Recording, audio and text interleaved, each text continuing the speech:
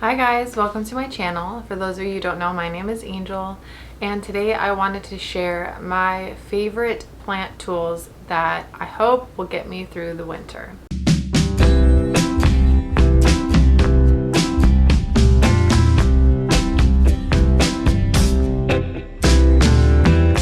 I want to do a quick shout out to my friend Soraya who made me this shirt. It says Dog Mom, and then it has all of the names of my animals on here. I just thought that that was so cute, and I love sunflowers, which she knows. So just a little shout out to her. Thank you, Soraya. She has a little Etsy shop, and I'll link her Instagram if you guys want to go check it out.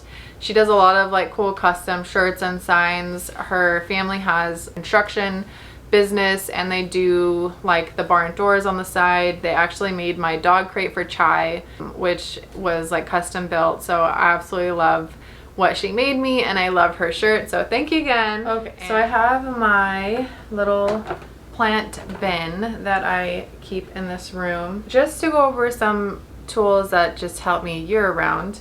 This is the water pitcher that I use.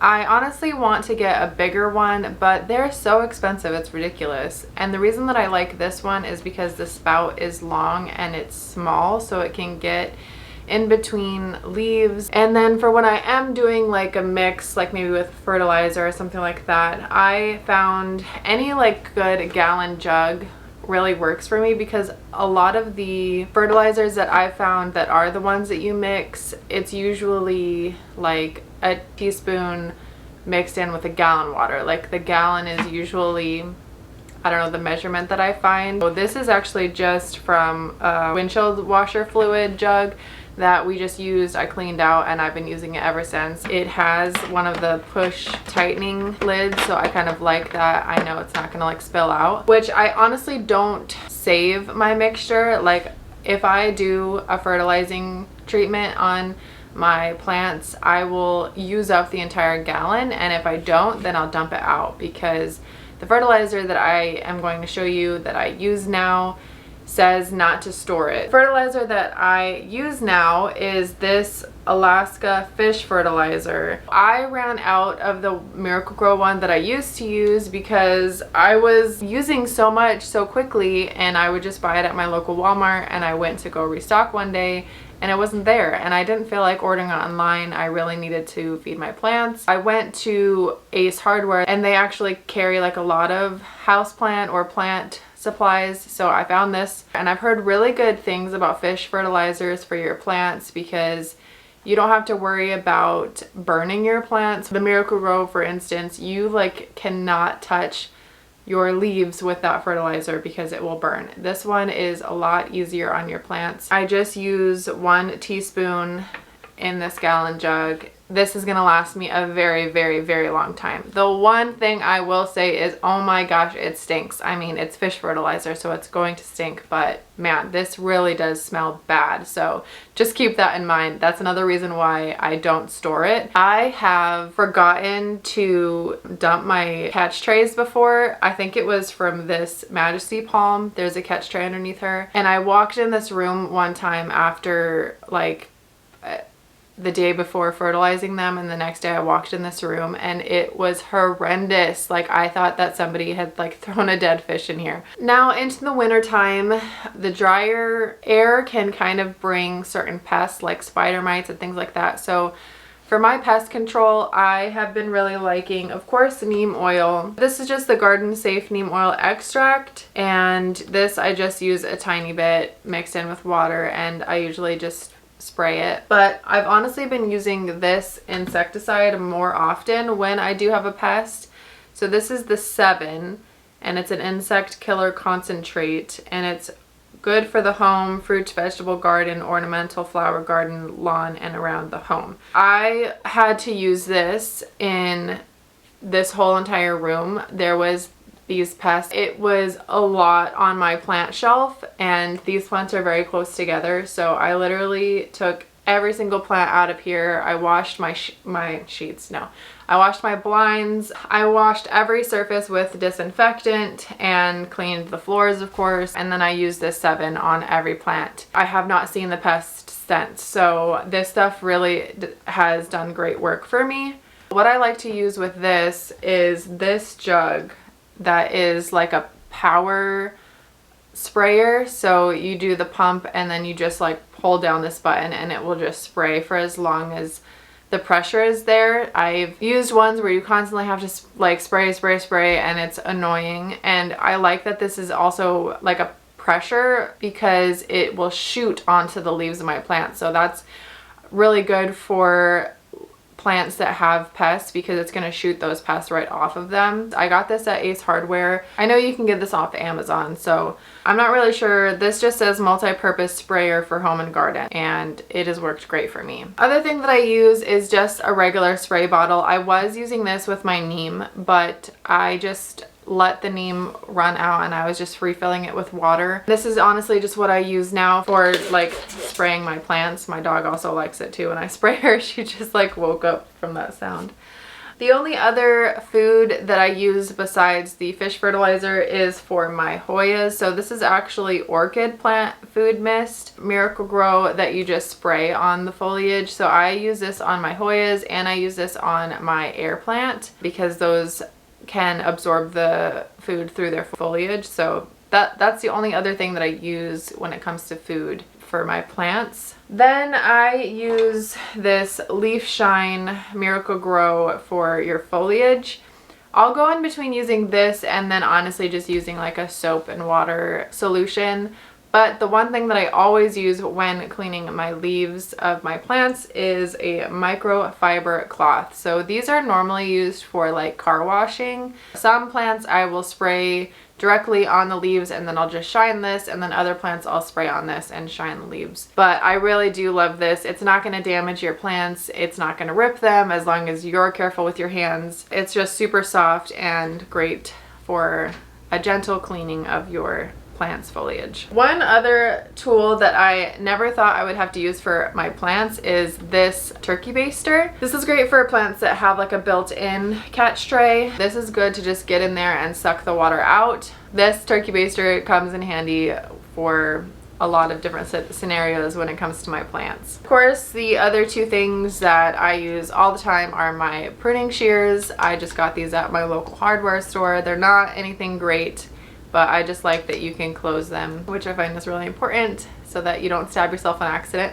And then my moisture meter. I have learned with my moisture meter, for those who are new plant parents, this is a very sensitive tool. I was overwatering my plants because I was listening to this guy. When it was getting to even close to the red, I would water my plants. Like if it was right on the last line of the moist and about to hit dry, I would be like, oh my gosh, my plants are dry, like they don't have any water, let me water them.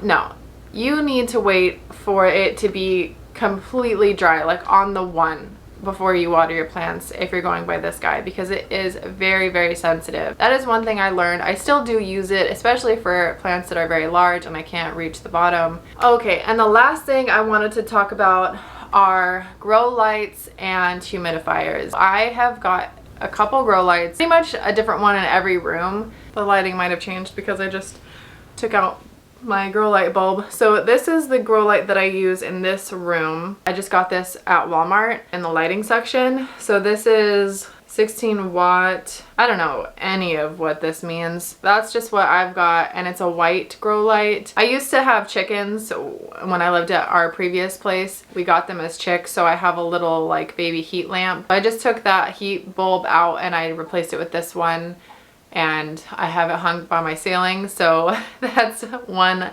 of the grow lights that I have for this room. And then I have another one that I just bought, like a bulb that I bought from Walmart, that I honestly just have in a standing lampstand without the shade, that I just have for my succulents and cacti in the other room. I just bought like an official grow light from Amazon, which is super duper cool. In my living room, I have a lot of plants like on my bookshelf hanging up, and then also on a little like bar situation. I wasn't sure what kind of grow light to get for them, and I found on Amazon that there's one that has like 3 separate grow lights that you can move around. Not only just the lights, but the things that they're on, like they're very mobile. They have timer settings. When you turn it on, all 3 lights will go on, and then as you keep pushing the on or off button, 1 light will turn off at a time. Depending on how your plants are, if you just need 1 of the lights, like you can have that. So I thought that that was pretty cool. And it is a white grow light as well. So I kind of like that for the living room area, because when I used to have the purple light out there, it just kind of looked really weird from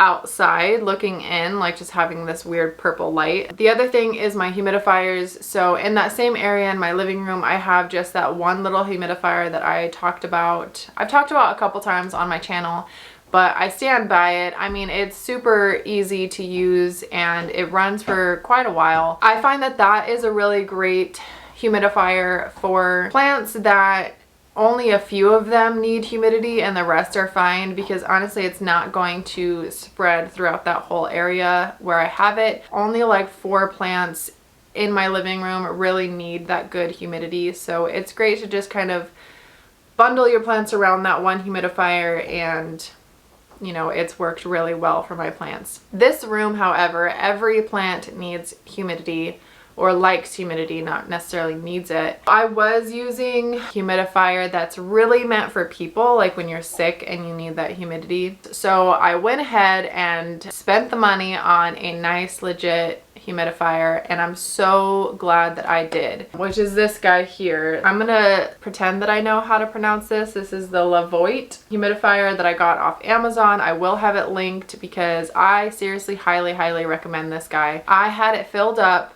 and set, I think, just to 50% humidity. So on the 30th of October, I filled this guy up, and you can see it's like towards the bottom here. It is now the 11th of November and I have not put any more water in this. Like, that is ridiculous staying power. The nice thing about this is you can put it to whatever humidity level you want the room to be in. It will shut off once it gets to that level, and then anytime it drops below, it'll come back on. I find that that really makes your water go a long way. And I really don't turn this off. Like, because it shuts off on its own, I don't turn this off or have it on a timer to shut off. It keeps my room at, I now have it at 60. It has different settings. If you want the misting power to be a little bit less, so I always have it at 2. You can have it at 1 if you want a little less. You can have it a little bit more if you want it at 3. You can also have it to be warm. Right now I don't have it on warm at all, and I probably will never have it on warm. One thing that I absolutely love about this is the top part here where the misting comes out. You can move them. I have this kind of in the middle of my plants. Like, I have my plant shelf to this side, and then I have all these bigger plants on this side. You can move the spouts depending on where your humidifier is in correlation with your plants. You don't want it on your floor, so that's why I do have it on a little stand. It has little sensors on each side, so you never want to have it like up against a wall, because it will block the sensors and it won't be able to know exactly how humid the machine is making the room. I absolutely love it, especially for the winter time, because you're gonna have your heaters on and it's gonna cause the air to be dry, and that's why humidifiers for your houseplants are a really good tool to use. And it definitely gives some aesthetics to my room when this thing is on and it's like showering over my plants. Like, it's great for pictures. All right guys, well, this was all of the tools that I have been loving as a plant mom. I've been using for quite a while, and I just wanted to share those with you. Thank you guys so much for watching. I hope you enjoyed. Feel free to subscribe to my channel. I post new videos every Wednesday and Friday, and I will see you guys in my next video. Bye!